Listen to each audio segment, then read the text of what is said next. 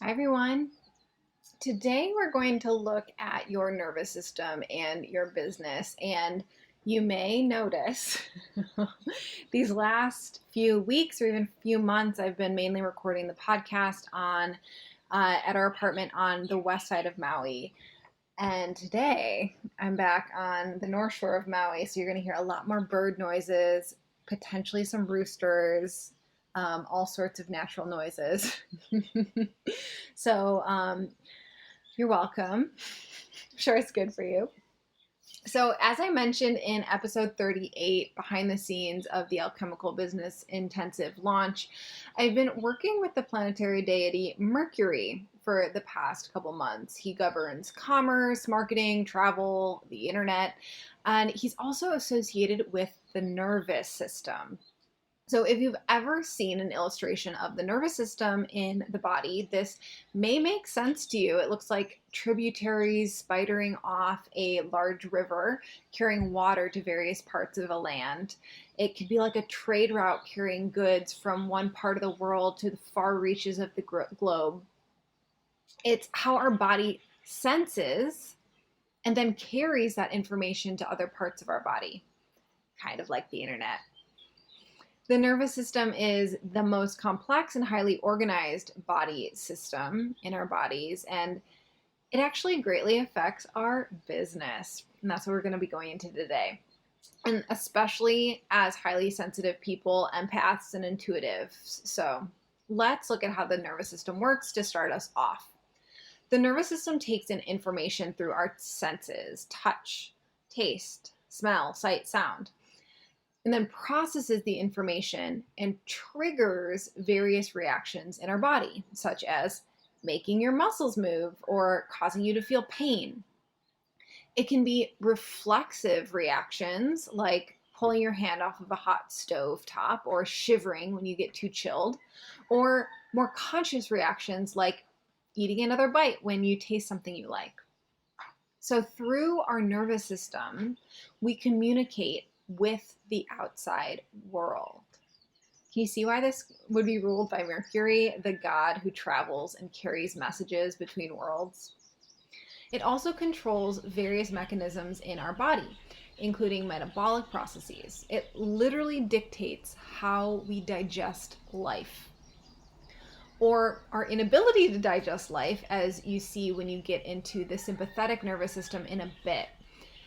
So there are billions of nerve cells in the nervous system called neurons, making up the involuntary and voluntary nervous systems, kind of like we just talked about, these reflexive reactions or reflexes, and then our more conscious responses to different stimuli. And as you may expect, the voluntary nervous system controls what we are consciously aware of and what we can consciously control, like moving our body. The involuntary nervous system controls what we cannot consciously control, like keeping our heart beating or digesting lunch or sweating. It takes signals from the brain, bypasses our conscious thought, and passes them on to the body, or vice versa. And let's note here that our breath falls into both of these categories. It is automatically controlled by our involuntary nervous system, and at the same time, we can consciously control it. Through our breath, we can link these two worlds. How interesting that Mercury is associated with the element of air. We'll go down the rabbit hole of what we can consciously do to affect our involuntary and autonomic nervous system in a bit. But first, let's look a little deeper at the involuntary nervous system. So the involuntary nervous system is made up of three parts: the sympathetic nervous system, the parasympathetic nervous system, and the enteric nervous system, or the gastrointestinal nervous system. The sympathetic and parasympathetic nervous systems generally do opposite things in the body. The sympathetic nervous system controls what we lovingly know as fight, flight, or freeze. You've probably heard that before. It prepares us mentally and physically to survive. The parasympathetic nervous system it controls what scientists call the feed and breed responses, or the rest and digest mechanism in the body. It helps us relax. It properly digests and eliminates our food. It's a key part in sex. So what does all of this have to do with your business? Commerce is the exchange of money for goods and services. It encouraged travel and expanding trade routes and connections with new peoples. And as one of the most notable economists and social philosophers of the 20th century, Ludwig von Mises, is quoted, "Economically considered, war and revolution are always bad business." And as a magically turned on person, you know that the macro is a reflection of the micro, the external a reflection of the internal. So with war being bad for business, perhaps the fight or flight response could also be bad for our business. And I mean, just like competition can be good for business, or competition could be good for us because it encourages us to be more innovative and take risks. The fight or flight response is good in some cases. Being in the sympathetic nervous system is good in some cases. To be chronically in a state of war, chronically in a state of fight or flight, might not be so good. And then Joshua Goldstein, who is the professor emeritus of international relations at the American University, notes, recurring war has drained wealth, disrupted markets, and depressed economic growth. War generally impedes economic development and undermines prosperity. So while the government or other individuals could benefit from war, or you being in a fight or flight state most of the time, the average person, the average business, loses prosperity in times of war. War used to mean job creation, but that's pretty much covered by machine-run factories now, so it doesn't equal job creation anymore. And while a fight or flight response helps us flee from a car hurling at us while crossing the street, it makes it so that we're sexually turned off, with all of our body's energy funneled towards survival, and our digestion is turned off for that same reason. Fast heartbeat, blood moving to our limbs so we can run quickly is way more important in those survival times. You already know that the modern world we live in, with constant notifications and distractions and the media compelled to report on the worst of the worst because it keeps us watching more than positive news does, we're in a sympathetic nervous system state most of the time. You've heard the statistics that in 2011, Americans took in 5 times as much information every day as they did in 1986, the equivalent of 174 newspapers. And then during our leisure time, not counting work, each of us processes 34 gigabytes or 100,000 words every day. We're being assaulted with information, and we're turning off because of it. As we already discussed, the parasympathetic nervous system controls our sexual impulse and our digestion. These are turned off when our sympathetic nervous system is turned on. On a more metaphorical level, it controls our creativity and how we digest life, both key in running successful and fulfilling businesses. Okay, I won't simplify it that much. The sexual response cycle is actually the interplay of sympathetic and parasympathetic. And we'll just nerd out for a second.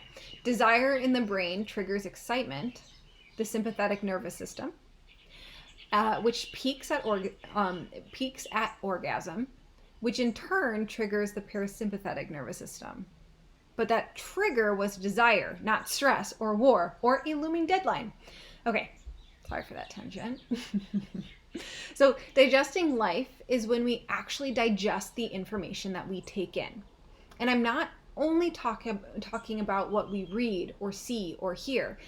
This is also what we sense, our intuition, how we feel. And the downtime needed for our brain to process the information, make those connections in our brain. This is the importance of not overworking or over-consuming stimuli, of our work not leaving us in a stress response where we can't process our day and make world-changing stuff out of it. Like, at the end of the day, are you trying to numb out because you're trying to trigger a freeze response, that sympathetic nervous system, so that you can turn off? To be a leader in your space, a thought leader, a visionary, you need to prioritize getting into a sympathetic state so that you can digest life and create new connections and solutions, to birth new ideas and projects. So what do we do about this? An estimated 75% of all parasympathetic nerve fibers in the body come from the vagus nerve. Activating the vagus nerve basically tells your brain all is peachy and that you can be in a parasympathetic state. It is safe. What's interesting is your voice box is connected to the vagus nerve. So the conscious act of humming or singing can trigger the autonomic response of going into a parasympathetic state. My computer just shut off, so let's try this again. So, as I dropped in earlier, breath is another way to consciously control the unconscious. Slowing down your breathing slows down your heart rate, bringing you into that parasympathetic state. Or maybe the ancient yogis had it right by doing a deep inhale, followed by a long Om. Checking both the conscious slow breathing box and the humming box. As I've said over and over and over again, digesting healthy food isn't really possible without being in a parasympathetic state. You can take it in, but without being in that relaxed, rest and digest state, you won't really take in the nutrients. Taking in healthy thoughts and practices isn't really possible without a parasympathetic state either. This is why hypnosis or guided meditation is so effective. You get into a deep, relaxed state and then take in new thoughts and beliefs when your body can actually digest them. So, scooting back to my dear pal Mercury. Mercury also rules mushrooms, and I'm not sure if you've ever seen a mycelium network before that is underground below any sort of mushroom fruiting body. And it's only the fruiting body of a mushroom that you see above ground, that cap or whatever shape they are.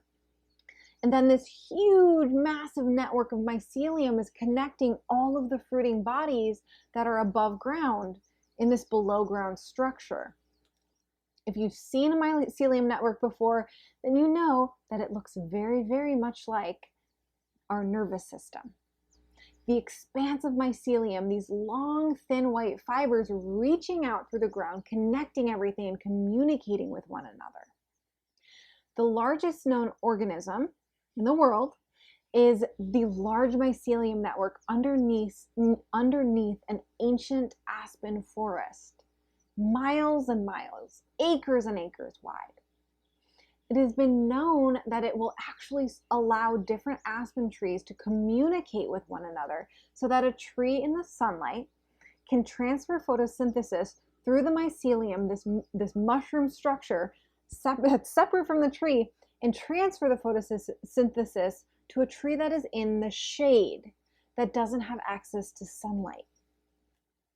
So our nervous systems, all of these long fibers of neurons connecting our brain with various organs to one another, reflecting the mycelium that connects various fruiting bodies or plants or trees to one another so that they can communicate, reflecting our human systems of trade routes, of commerce, of different nations and peoples being able to connect with one another and share resources and communicate. And similar to mushrooms, Mercury also rules adaptogens, which can be mushrooms, but it is generally any plant or herb that we consume that will regulate our nervous system, stabilize our physiological processes, and bring us to homeostasis. Sounds a little like bringing us out of wartime to a time of peace, right? And I'm starting to think of all activities that bring me into a parasympathetic state as adaptogenic activities I can do.